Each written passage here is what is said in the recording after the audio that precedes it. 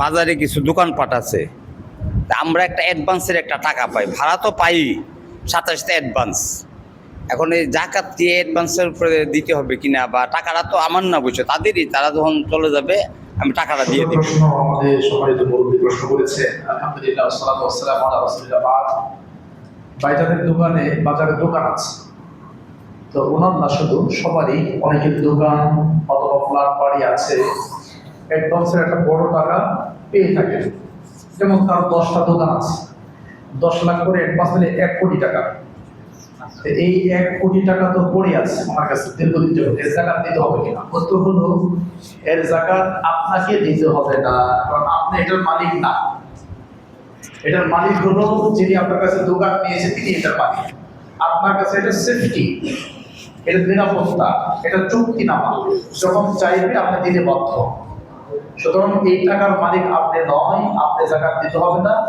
এটা জাকাত দিবে যিনি আপনার কাছে রেখেছেন অ্যাডভান্স, উনি জাকাত দিবে, আপনি নয়। আল্লাহু আ'লাম। কারণ জাকাতের জন্য দুইটা শর্ত: 1 নম্বর আত-তাবলীগু, মালিক হওয়া; 2 নম্বর আত-নিসাবু, নিসাব পূর্ণ হওয়া। নিসাব পূর্ণ হয়েছে টাকা 10 লাখ, 20 লাখ, 1 কোটি, কিন্তু এটার মালিক আপনি নয়। জি, এবার বলুন।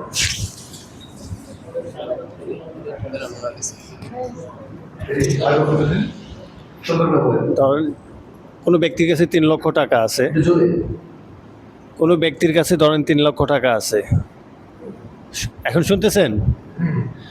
তো ওই ওই ব্যক্তির তার থেকে আরো বেশি ঋণ আছে, ঋণ তার অনেক বেশি। এখন ওই ক্ষেত্রে কি তার এই 3 লক্ষ টাকার জাকাত দিতে হবে কিনা? বুঝতে পেরেছি। কোনো ব্যক্তির কাছে 3 লক্ষ টাকা আছে, 3 লক্ষ টাকা এটা বাদ দিলাম, আরো উপরে দিকে যাই।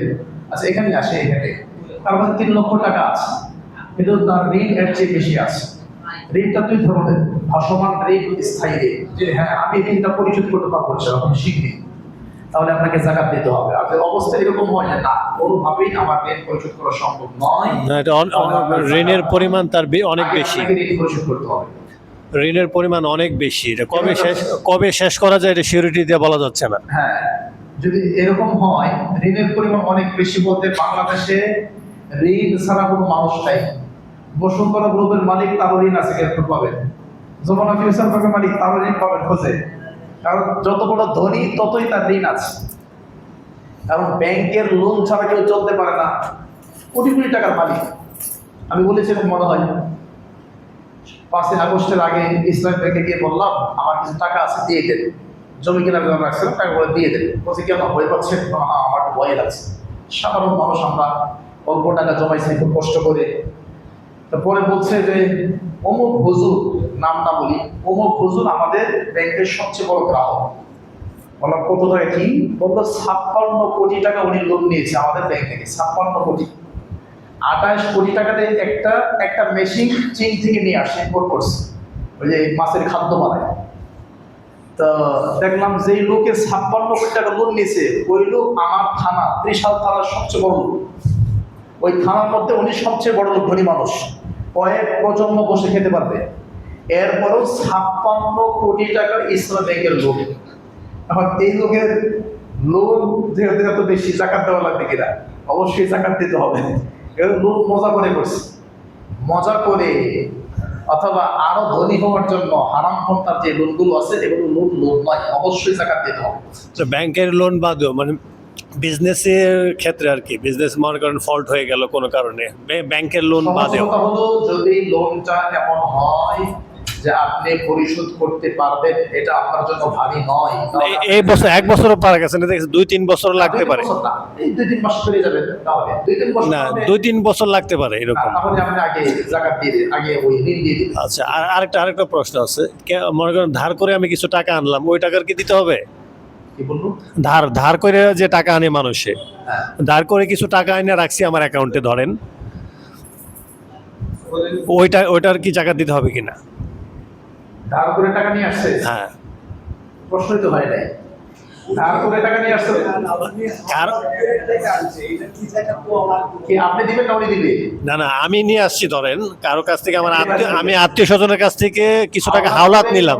আপনার এক আত্মীয়ের কাছ থেকে 10 লাখ টাকা নিয়ে আসছেন, ঋণ করে নিয়ে আসছেন, এটা জাকাত আপনি দিবেন না, ওই ভাইয়ের বড় উত্তর, এটা মালিক তো ওই, আপনি মালিক না।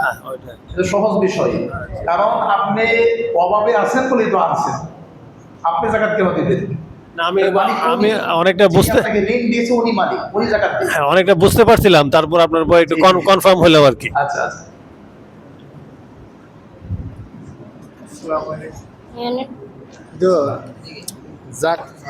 আসসালামু আলাইকুম। যে জাকাত যে অনেকের মনে করেন অনেক টাকা আয় পড়লো, ঠিক আছে,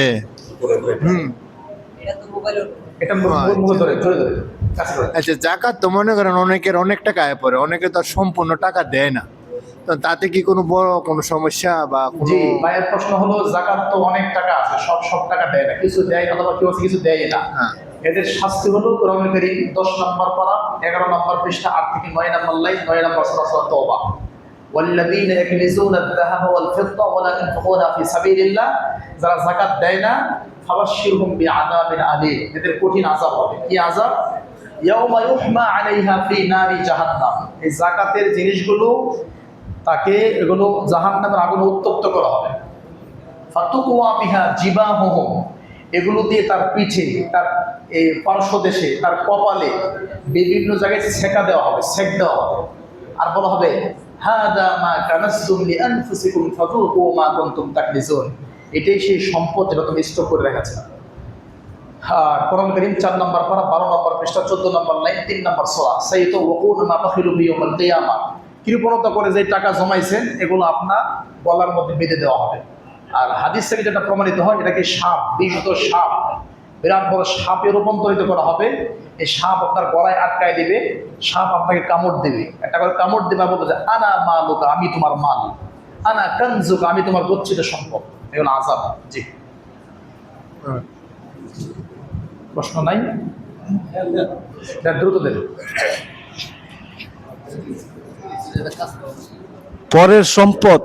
পরের সম্পদ মেরে গেলে, এই পৃথিবী ছাইরা গেলে, ওই দুনিয়ার মাঝে তার কতটুক, আপনারা এই কথা বলি না, কথা শোনা যায় না, জোরে বলেন। পরের সম্পদ মারিয়া গেলে, এই পৃথিবী ছাইরা ওই দুনিয়াত গেলে তার কতটুক সাজা হবে, আর এই সাজা নিয়ে তা কতটুক পঞ্চুক্তি তা ভুগবে। পরের সম্পদ মেরে খেলে মানে আত্মসাৎ করলে তার কি পরিমাণ সাজা হবে? আত্মসাতের কোনো সাজা নাই, একটাই সাজা, সেটা হলো যার কাছে আত্মসাৎ করছে এই যদি ক্ষমা না করে আল্লাহ ক্ষমা করবে। সহজ কথা হলো এর চাইতে বড় পাপ আর কি আছে শিরিকের পরে? শিরিক যেমন একটা জঘন্য পাপ, শিরিক এরকম একটা জঘন্য পাপ। এটা যার মাল আত্মসাৎ করেছে, যারটা মায়েরা খেয়েছে, সে যদি ক্ষমা না করে ইহকালেও ক্ষমা নাই, পরকালেও ক্ষমা নাই, তার জাহান্নামে যাওয়া লাগবে। সহিহ মুসলিমের হাদিস, সাহাবী বলছে আল্লাহ নবী, আল্লাহ নবী বলছেন যে মানিয়াত্তাকা হাক্কাম রিন মুসলিমিন বিয়ামিনি, যারা মুসলমানের হক নিজের হাত দিয়ে ছিনিয়ে এনে খায়, মানে নিজের হাত দিয়ে অন্যের মাল নিয়ে আসে, আউজাবাল্লাহ ফাকাদ আউজাবাল্লাহু আন-নার, আল্লাহ তার জাহান্নাম ওয়াজিব করে দেন। মানে কি? সে নিশ্চিত জাহান্নামে যাবে। হারামা আলাইহিল জান্নাহ, তার জান্নাত হারাম। তখন সাহাবী বলছে আল্লাহ নবী, ওয়া ইন কানা শাইআন ইয়াসীরান ইয়া রাসূলুল্লাহ, যদি সামান্য জিনিস হয় তাহলে কি তার জাহান্নাম হারাম, জান্নাতে যাবে না? বলছে ওয়া ইন কানা শাইআন ইয়াসীর, অল্প হলে, ওয়া ইন কানা কাদিবাম মিন আরাক, আরাক হয় বাবলা গাছ, বাবলা গাছের ব্যাপারে আমি দেখি নাই, হাদিসের ভাষা, একটা গাছের পাতাও যদি কেউ ছিঁড়ে দেয় অন্যায় করে, এর জন্য তাকে হিসাব দিতে হবে। আগে দেন, আব্দুল ওয়াজিদ ধরে দেন, মুরব্বী মানুষ। শেখ, যদি নামাজে যদি সুন্দর তরক হয় তাহলে কি নামাজ বাতিল হবে? নামাজে যদি সুন্নত ছুটে যায় সালাত বাতিল হবে কিনা? উত্তর জি না, সালাত বাতিল হবে না, তবে সাহসিতা দিয়ে দিতে হবে। গত মাসে আপনি বলছিলেন মনে মনে যারা নামাজ সূরা পড়ে ছুট না না হইয়া তাদের নামাজ বাতিল হবে। হ্যাঁ জি, সালাতের মধ্যে সূরা ফাতিহা বা অন্য যে দোয়াগুলো আছে এগুলো পড়তে হবে, এমন ভাবে পড়তে হবে যাতে নিজেরটা নিজে শোনা যায়। এখন যদি আল্লাহু আকবার বলে দাঁড়ায় থাকি, জিন্দেগি তো আপনারটা আপনি শুনবেন না, অবশ্যই মুখ নাড়াতে হবে। মুখ নাড়ানো ছাড়া হয় না, মুখ নাড়ানো ছাড়া আল্লাহর জিকির সম্ভব না। এটা কারা করে? বন্ধরা করে, বলে কি আমি যেতে যেতে এখন কি, এখন আমি এমন জগৎ এমন দরজায় আছি, এখন আমি চোখ বন্ধ করে জিকির করি, হু হু করলেই হয়, মনে মনে হু হু করে, বুঝতে পারছেন? তার মানে অবশ্যই সলাতের মধ্যে সূরা ফাতিহা পড়তে হবে বা অন্য সূরা পড়তে হবে, এবং এগুলো আপনাকে সশব্দ পড়তে হবে। এতটুকু আওয়াজ করে পড়তে হলে আপনি নিজে বুঝে নিন, পাশে না শুনলে নিজে বুঝতে পারেন। এখন যদি আল্লাহ বলে এমনি দাঁড়ায় থাকি, আমি অনেক লোক দেখছি আমার পরিবারে আমার সাথে ঝগড়া হয়েছে, নিজের পরিবারের মানুষ, আল্লাহ আমি বললাম কি ব্যাপার, মুখ নড়ে কেন, আমি করি এগুলো এগুলো এগুলো বাউতাবাজি। মানে আমার পরিবারের কথা বললাম, তারে বোঝানোর চেষ্টা করছি, এটা কেমন কথা, কিচ্ছু মুখ নড়ে না, জি হবে না, অবশ্যই মুখ নড়াতে হবে, 1 নাম্বার। 2 নাম্বার হলো আপনি যে ক্রিটিক্যাল প্রশ্ন করছেন, সুন্নত তরক হলে এটা তো সুন্নাহ না, এটা সালাতের রুকন, কেউ বলছে ওয়াজিব সূরা ফাতিহা পড়া। আর 2 নম্বর হচ্ছে এটা হলো ইচ্ছাকৃতভাবে সারা, আর হলো এমনি ভুলে সারা, যে লোকটা এমনি মুখ লড়ায় না, ইচ্ছা করে লড়ায় না, এটা তো ভুলের কিছু না, বুঝতে পারছেন ভাইজান? জি শায়েখ, আমার একটা প্রশ্ন ছিল।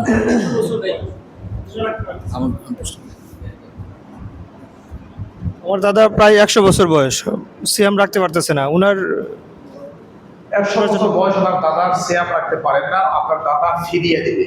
2 নম্বর পড়া, 6 নম্বর পৃষ্ঠা, 13 নম্বর লাইন, এবং আমার হাদিসে প্রমাণিত হয় ফিদিয়া ওয়া আলাল লাযিনা, যদিও এই আয়াত মানসুখ হয়ে গেছে, ফিদিয়া দেবে। ফিদিয়া হলো অসুস্থ ব্যক্তি অথবা বয়োবৃদ্ধ ব্যক্তি অথবা এমন অসুস্থ, আল্লাহু আলাম, তবে মনে হচ্ছে মরে যেতে পারে, এরকম যখন হয়ে যাবে তখন তাকে সিয়াম রাখতে হবে না, একজন মিসকিনকে খাবার দেবে, অর্ধসা খাবার, অর্ধসা মানে 1 সার অর্ধেক, এটা প্রায় 1.5 কেজির কাছাকাছি, 100 কেজি বা 1.5 কেজি হয়। প্রত্যেকটা সেবার জন্য দিতে হবে, 30 দিন এইভাবেই করে দিতে হবে। 30 দিনে প্রায় 45 থেকে 50 কিলো চাল আসবে। আর এর চাইতে ভালো আমরা পুরো খাবারটা রান্না করে দেন না, একজনের খাবারটা থেকে দিয়ে দেন। ক্ষমতা না থাকে স্যার, জি, যদি ক্ষমতা না থাকে এবার আসে, যদি ক্ষমতা না থাকে, ক্ষমতা না থাকলে কোরআন কারিমের একাধিক আয়াত, 2 নম্বর পড়া 7 নম্বর পৃষ্ঠা, 3 নম্বর পড়া 8 নম্বর পৃষ্ঠা, 28 নম্বর পড়া 16 নম্বর পৃষ্ঠা, 28 নম্বর 18 নম্বর পৃষ্ঠা, এবং কোরআন কারিমের 18 নম্বর পড়া 5 নম্বর পৃষ্ঠা, একাধিক আয়াত, এবং সহিহ মুসলিমের হাদিস যে আল্লাহ সাধ্যের বাইরে কিছু চাপায় দেয় না, লা ইয়াকাল্লিফুল্লাহু নাফসান ইল্লা উসআহা, এটা তার সাধ্যে নাই, ওকে ফাইন দিতে হবে না, আল্লাহ ক্ষমা করবে ইনশাআল্লাহ। মনে মতো যেমন ওই ভদ্রলোক যে দিনের বেলা রমজান মাসে স্ত্রীতে সহবাস করছে, আল্লাহ নবী বলছে 60টা সিয়াম রাখতে হবে, এটা তো পারবো না, 60 জন মিসকিনকে খাওয়াইতে হবে, এটা তো পারবো না, তা গোলাম আদত করতে হবে, এটা তো পারবো না। পরে বলছে তুমি ফকির মানুষ দেখি, ঠিক আছে, এরপরে কিছু কিছু সাদাকা, কিছু জাকাত আসছে, ঠিক আছে, তুমি এটা নেও, নিয়ে কাউকে দিয়ে দেবো, কারে দিব, আমি তুই এলাকা সবচেয়ে করি, আচ্ছা ঠিক আছে তুমি খাই পাও, বুঝছেন? এটা সেই হাদিস বলছে তোমার শাস্তি, এটা পারবো না, এটা শাস্তি পারবো না, এটা শাস্তি পারবো না, পারবো না, গরিব মানুষ, আচ্ছা তার কিছু খাবার আসছে, নাও, এটা তুমি দান করে দেবো, আমার যে গরিব তার কি আছে, বড় গরিব, আচ্ছা ঠিক আছে খাই ফেলো, বুঝতে পারছেন? জি জি শায়েখ, আমার একটা প্রশ্ন ছিল। আসসালামু আলাইকুম। আমি গত বছর আমার নিজস্ব সিএনজি ছিল, আমাদের শিলপুরে বাড়িও ছিল, তে আমার ছোটো ভাই একটা দুর্ঘটনাতে এগুলো আমি বিক্রি করতে হয়েছি, অনেক ঋণ খেলা হয়ে গেছি। তে গত বছরে আমার অনেক দিনই বের আমাকে তারা এই জাকাত দিচ্ছে, এবার আমার ঋণ আপনার 40% ঋণ, আমার যাবতীয় 6 মাস হবে আমার ঋণ শেষ হবে। তে আমার যে গাড়িটা চালাইতেছি এটা ভাড়া, আমার অনেক ভাইরা আমাকে জাকাত দিতেছে, আমি রেখে আমার জন্য এটা হালাল হবে কিনা? জি, আপনি যেহেতু ঋণগ্রস্ত মানুষ, জাকাতের 8টা খাত আছে, 10 নম্বর পড়া, 15 নম্বর পৃষ্ঠা, 9 নম্বর সূরা, 60 নম্বর আয়াত। 8টা খাতের মধ্যে একটা হলো ফকির, একটা হলো মিসকিন, এটা হলো ঋণগ্রস্ত ব্যক্তি। যেহেতু আপনি ঋণগ্রস্ত, ঋণ থেকে মুক্ত হওয়ার জন্য আপনি ওইভাবে জাকাত দিতে পারবেন, জায়েজ।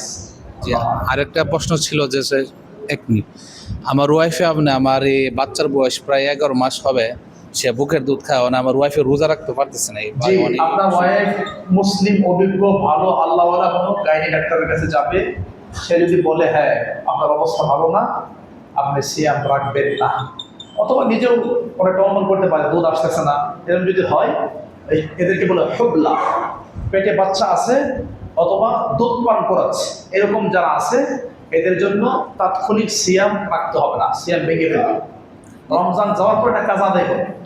আমার শেষ প্রশ্নটা, আমি কিছুদিন আগে 10 দিন খুব অসুস্থ ছিলাম, তে আমি 5টা রোজা আমার ভঙ্গ হয়েছে, মানে এখন আমি 5টা আমি শিওর না, এখন আমি জানি আমি 5টা, কিন্তু আমার দুধের মনে বসতে আছে যে আমি রোজাটা কি 5টা রোজা বললে কি বলবো? মানে 5টা রোজা আমি অসুস্থ অবস্থায় আমি ভঙ্গ করছি। আচ্ছা বুঝতে পারছি এবার। জি যেগুলো সিয়াম আপনি ভঙ্গ করেছেন, 2 নম্বর পারা 7 নম্বর পৃষ্ঠা, 3 নম্বর লাইন 85 নম্বর আয়াত, 2 নম্বর সূরা। এটা অসুস্থ জনিত কারণে আল্লাহ আপনাকে ছাড় দিয়েছে, তবে রমজান যাওয়ার পরে আপনাকে অবশ্যই এটা কাজ আদায় করতে হবে। জাকাতের যে বিষয়টা, এটা কি স্বর্ণ যে বলছেন 7.5 ভরি এবং রূপা 52 ভরি, এখন কোনটা চুজ করতে হবে? মানে আমরা বলে ফেলেছি দুটাই কারেন্সি, দুটাই শরীয়তের নিয়ম। আর কেউ যদি বলে যে আমি রূপারটা নিব না, স্বর্ণ হইলে দিব, তখন? এটা বলছি যদি তাকওয়ার দিক বিবেচনা করে যে আমি বেশি সতর্ক মানুষ, তো রূপারটা বিবেচনা করে দিয়ে দিই, অল্প টাকা হলে জাকাত দিই। আর যদি কেউ স্বর্ণেরটা ধরে, তাকে শরীয়ত মোনাফাকা করবে না, পাকড়াও করবে না, শরীয়ত দুইটাই দিয়েছে নিয়ম।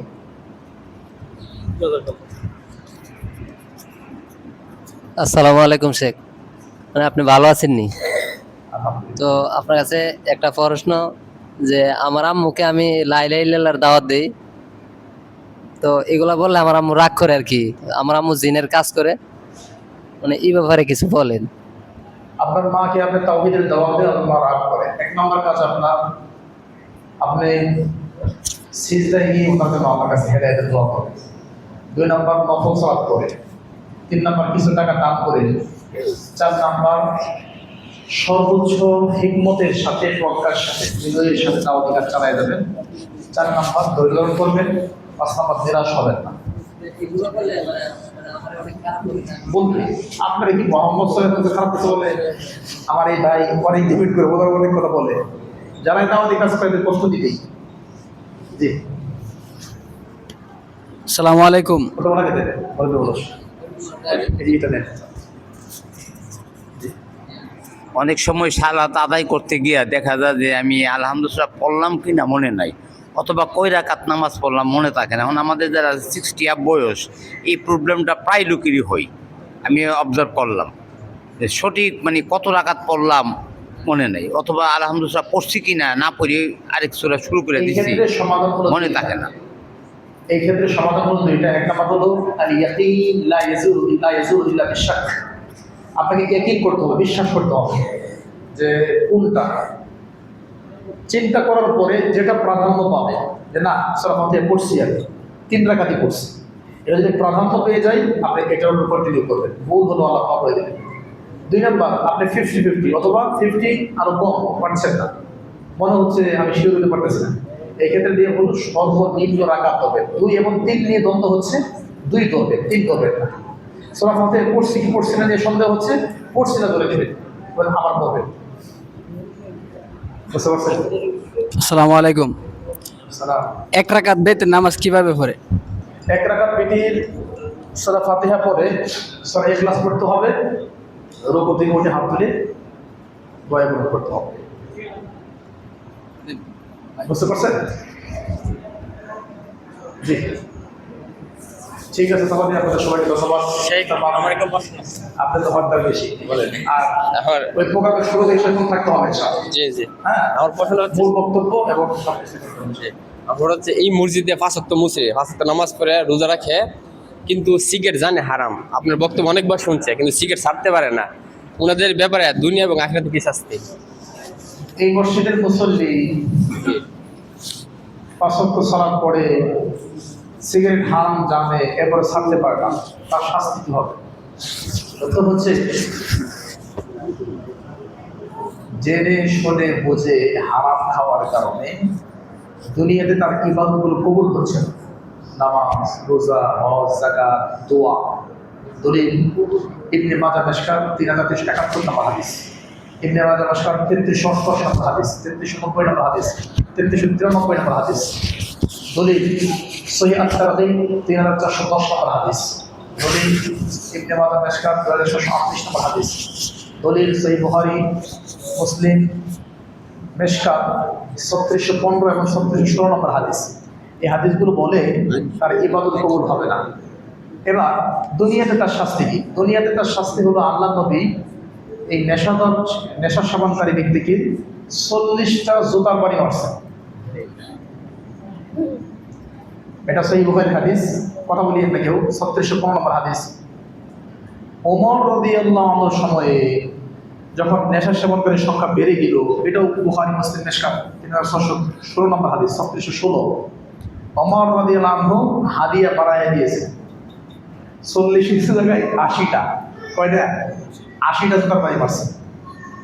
এখন নবীর যুগ, সাহাবীর যুগ, সব যুগ চাই। এখন আমরা আসছি 2026 সালের যুগে, যেখানে ঘরে ঘরে খাই, মিনিটে মিনিটে খাই, না খেলে মাথা নষ্ট হয়ে যায়। ওই যুগে যদি 80টা জুতার বাড়ি থাকে, তাহলে আমার মতে এখন 80,000 মারতে হবে, না আমার মতামত। অথবা মারতেই থাকবে যখন হাতে শক্তি আছে আর স্যান্ডেল ঠিক আছে। এটা কিন্তু কোন হাদিস না, এটা আমার যুক্তি। আল্লাহ নবী 40টা মারলেন, সংখ্যা বেড়ে গেছে, তখন 80টা মারছে। আর এখন কি আছে, বেশি বাড়বে না সংখ্যা, আরো বেশি মারতে হবে। আসসালামু আলাইকুম। ওয়ালাইকুম সালাম। রোজা রেখে আমাদের মতন ছেলেরা, আমাদের মতন যে মেয়েদের সাথে মেসেঞ্জারে কথা বলে, ওদের কি রোজা হবে? রোজা হবে। সিয়াম রেখে ছেলেরা মেসেঞ্জারে মেয়েদের সাথে কথা বলে, বা মেসেঞ্জারে মেয়েদের সাথে আলাপ করে, প্রেমের গল্প, যে কোনো গল্প করে, এটা হারাম কাজ। রোজা হবে, সিয়াম হবে, কিন্তু সিয়াম দুর্বল হবে, নেকি কম হবে। আর এই কথা বলতে বলতে যদি বীর্যপাত হয়ে যায়, তো সিয়াম শেষ। মাজারে গিয়া শেরজা দোয়া, বিভিন্ন জিনিসপত্র মানা, এবং এইটা সেইটা মুরুগ সুরুগ, ছাগল, বেড়া, গরু, এগুলা যে মানে, এটা অর্থটা কি? অত কতটুক সওয়াব হইবে বা কতটুক গুনাহ হবে? বাজারে গিয়ে কোনো কিছু মান্নত করা, বাজারে না মাজারে গিয়ে কোনো কিছু মান্নত করা, ছাগল, বেড়া, বকরি, দাম যা কিছু করবে, এই সবই শিরিক, বড় পাপ।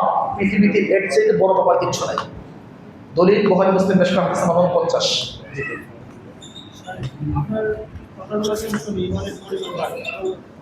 মসজিদ থেকে বের হলেই আস্তে আস্তে ড্যামেজ হয়ে যায়। হ্যাঁ, করণীয় কি? আপনার কথা যখন শুনি ঈমান বাড়ে, মসজিদ থেকে বেরোলে কমে যায়, এটাই স্বাভাবিক। এটা সাহাবীদের ক্ষেত্রে হয়েছে। হানজালা, তিরমিজির হাদিস, হানজালা রাদিয়াল্লাহু আনহু এবং আবু বকর সিদ্দিক রাদিয়াল্লাহু তারা দুজন যাচ্ছিলেন, বলেছেন না হানজালা, আমি মুনাফিক হয়ে গেছি। কেমনে মুনাফিক হয়েছে? বা আমি যখন নবীর কাছে থাকি, তখন অন্তরে ঈমান বেড়ে যায়। কান্নানা রাআইনা আল জান্নাহ, যেন আমরা জান্নাত দেখতে পাচ্ছি যখন নবীর বয়ান শুনি। আর যখন নবীর কাছ থেকে বের হয়ে যায়, আফাসতান আজওয়াজু ওয়াদিয়া, ধন সম্পদ দুনিয়াদের নিয়ে ব্যস্ত হয়ে যায়। তো আমরা মুনাফিক, নবীর কাছে থাকলে এক চরিত্র আর বাহিরে আর এক চরিত্র। তো নবীর কাছে যখন গেছে যে আমাদের এই অবস্থা, তখন বলছে না, এটাই ঠিক আছে। লাউ তাদুমুনা আলাল হাল আল্লাতী তাকুমুনা বিহা ইনদি, আমার কাছে থাকলে যে অবস্থা, এই অবস্থা যদি সবসময় থাকে, লাসাফাহাকুমুল মালাইকাতু ফি মাজালিসিকুম ওয়া ফি তুরুকিকুম ওয়া আলা ফুরুশিকুম, তাহলে ফেরেশতারা তোমাদের সাথে সব জায়গায় মুসাফা করবে। সুবহানাল্লাহ। তা আপনাদের আবার দাওয়াত দিচ্ছি। আমাদের ব্যবহারের 2 বুড়ি 3 বুড়ি স্বর্ণতা, ওইটা কি যাকাত দিতে হইব? না, 7.5 করে নিচে যাকাত পায় না, অনেকের আছে মনে করেন যে উনার 15 লক্ষ টাকা আছে, দিতে হবে। আবার ওনার ওয়াইফের 2 বুড়ি স্বর্ণ আছে। না, ওয়াইফ মালিক, ওনারটা উনি মালিক। সুবহানাকাল্লাহুম্মা ওয়া বিহামদিকা আশহাদু আল্লা ইলাহা ইল্লা আনতা আস্তাগফিরুকা ওয়া আতুবু ইলাইক। আসসালামু